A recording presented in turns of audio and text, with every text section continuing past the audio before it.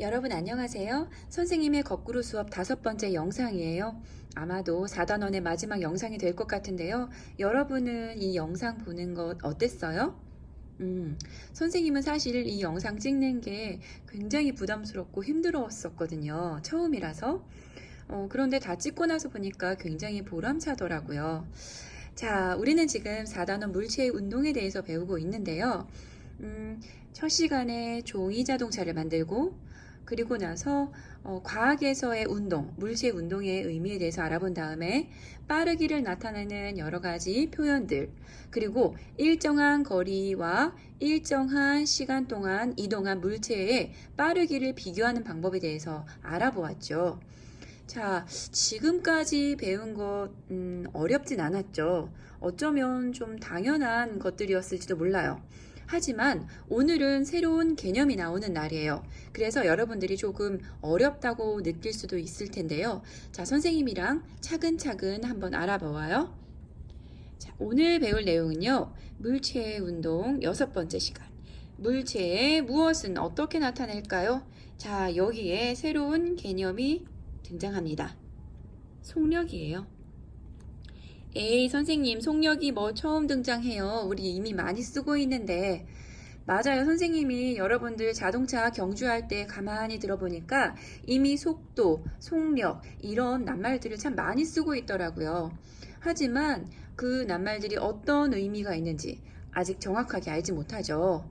자, 선생님이랑 이번 시간에는 속력의 의미와 그리고 속력을 구하는 방법에 대해서 한번 알아볼 거예요.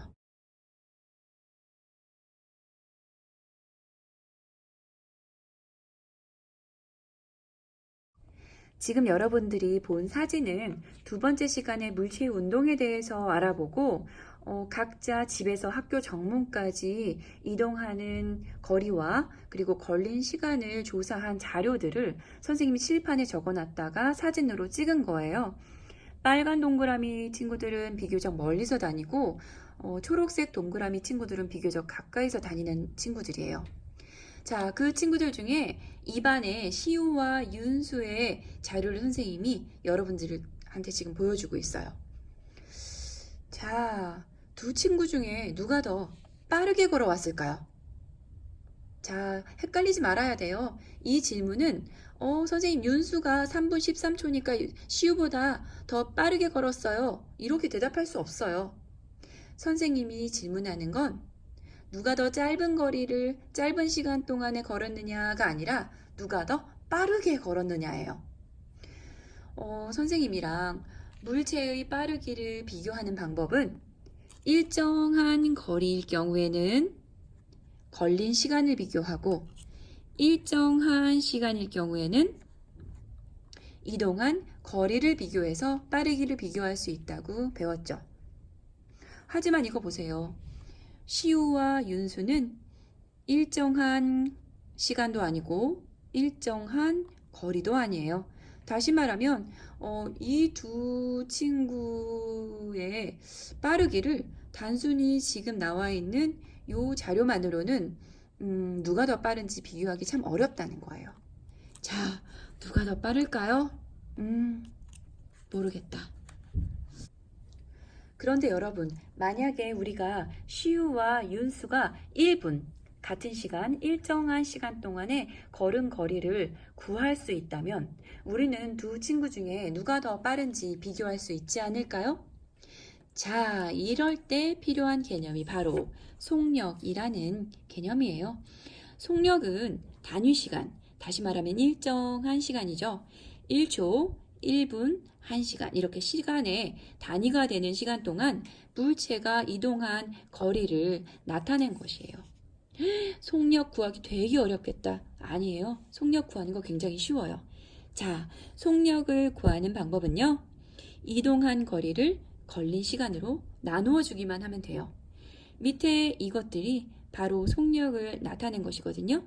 자, 한번 읽는 방법부터 알아볼까요? 앞에 있는 숫자는 80, 13 숫자 맞아요. 자, 그리고 뒤에 있는 건 길이, 거리의 단위예요. 80km, 13m 이런 뜻이죠. 그리고 이 뒤에 있는 H, S는요. 각각 단위 시간을 의미하거든요. H는 hour, 시간을 말하는 hour의 H 첫 알파벳이고요. 그 다음에 이 S는 초를 의미하는 second의 첫 알파벳인 S예요. 그리고 여기 이렇게 비스듬히 내려그은 작대기는 퍼라고 읽어요. 그래서 이건 순서대로 차례대로 읽으면 80km per hour 라고 읽고요. 뒤에 있는 것은 13m per second 라고 읽어요. 80km per hour, 13m per second. 근데 선생님, 아까 1초, 1분, 1시간 이런 단위 시간이라 그랬는데 왜 1분은 안 가르쳐 주세요? 사실 1분은 거의 쓰지 않아요. 분속의 개념은 거의 쓰지 않고요. 대부분 1시간 동안에 얼마를 갖는지 또는 1초에 얼마를 갖는지를 구해요. 자, 또 읽는 방법이 또 있어요. 선생님이 지금 방금 시속, 초속 이런 말을 썼는데요. 자, 시속은 1시간에 가는 속력이란 뜻이에요. 1시간 동안에 80km를 갔다 라는 의미로 시속 80km라고 읽고요. 자, 그럼 이건 어떻게 읽어야 될까요? 초속이죠. 1초에 13m를 갔다 라는 뜻이에요. 자, 80km per hour 또는 시속 80km, 13m per second 또는 초속 13m. 자, 읽기 쉽죠? 그러면 속력 구하는 방법을 한번 알아볼까요? 직접 한번 구해봐요, 우리. 자, 선생님이 문제 3가지를 미리 써놨어요. 자, 4시간 동안에 320km를 달린 자동차의 속력을 구하시오. 2시간 동안 80km를 달린 배의 속력을 구하시오. 3초 동안 90m를 달린 치타의 속력을 구하시오. 이런 문제잖아요. 자, 선생님이 아까 속력을 구하는 방법은 이동 거리를 걸린 시간으로 나누면 된다 그랬어요. 자, 그러면 이동 거리, 320km가 이동 거리죠? 4시간이 걸린 시간이에요. 그러면 이동 거리인 320km를 4시간으로 나누면, 자, 여러분 암산할 수 있죠? 뭐예요? 80이죠? 80. 자, 여기서 단위가 중요해요. 어떻게 해야 될까요? 자, 킬로미터 시간이니까요. 이것은 킬로미터 per hour 라고 쓰면 돼요. 쉽죠? 자, 두 번째 문제 풀어볼게요. 2시간 동안에 80km를 달린 배의 속력을 구하시오. 자, 2시간은 뭐라고요? 걸린 시간. 80km는 이동한 거리. 그래서 속력은 이동 거리 나누기 걸린 시간이니까 80km 나누기 2시간. 자, 80 나누기 2 해보세요. 쉬워요. 40. 자, 단위 뭐예요? 킬로미터와 시간이기 때문에 킬로미터 per hour. 자, 이게 무슨 뜻이냐면요. 1시간 동안에 80km를 갔다는 뜻이고요. 1시간 동안에 40km를 갔다는 뜻이에요. 자, 똑같은 1시간 동안에 자동차는 80km를 갔고요. 배는 40km를 갔어요. 어느 교통수단이 더 빠른가요? 그렇죠. 당연히 자동차의 속력이 더 빠르죠. 자동차가 더 빠르게 이동했다라고 할 수 있죠. 자, 밑에는요. 단위가 달라졌어요. 초와 미터예요. 하지만 방법은 똑같아요. 얘는 걸린 시간, 얘는 이동거리. 그러면 이동거리를 걸린 시간으로 나누어 주세요. 자, 그러면 90 나누기 3 뭐죠? 네, 30이에요. 자, 이번에는 단위를 미터, 그 다음에 퍼. 자, 초는 아까 선생님 영어로 뭐라고 했죠? 세컨드 S, S를 쓰면 돼요. 자, 이건 무슨 뜻이냐면 치타는 1초에 30m를 간다, 이동한다 라는 뜻이에요. 자, 어때요? 어렵지 않죠? 교과서에 있는 여러 가지 문제들도 다 풀 수 있을 거예요. 교과서에 나와 있는 그림을 함께 볼까요?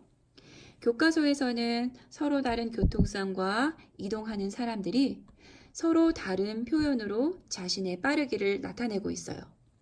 배가 나는 4시간 동안에 160km를 이동했어 라고 하죠. 달리는 친구는 내가 달리는 속력은 10km/h야. 자전거를 타는 친구는 나는 18km/h로 가고 있어. 자동차는 나는 3시간 동안에 240km를 이동했어 라고 하고 있어요. 자, 딱 요 그림만 봐서는 누가 가장 빠르게 이동하고 있는지 알 수 없죠? 자, 이때 무엇을 구해야 된다고요? 맞아요. 속력을 구하면 되죠.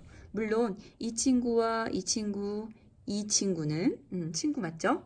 이 친구들은 이미 자기의 빠르기를 속력으로 표현했어요. 그러니까 속력을 따로 구할 필요 없죠. 하지만 배와 자동차와 버스 같은 경우에는 시간과 이동한 거리를 표현했기 때문에 속력을 구해야만 해요. 자, 어때요? 구할 수 있겠죠? 벌써 선생님 설명만 듣고 이 정도는 누워서 떡 먹기라고 이야기하는 친구도 있을 것 같아요.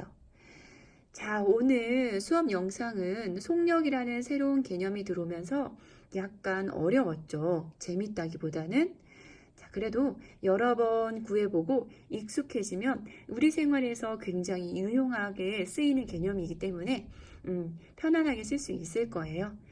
자, 그러면 수요일 날은 선생님과 함께 동물의 속력이라든지 아니면은 각 교통수단의 속력이라든지 우리 생활에서 속력이 어떤 때 쓰이고 있는지를 한번 알아보도록 해요.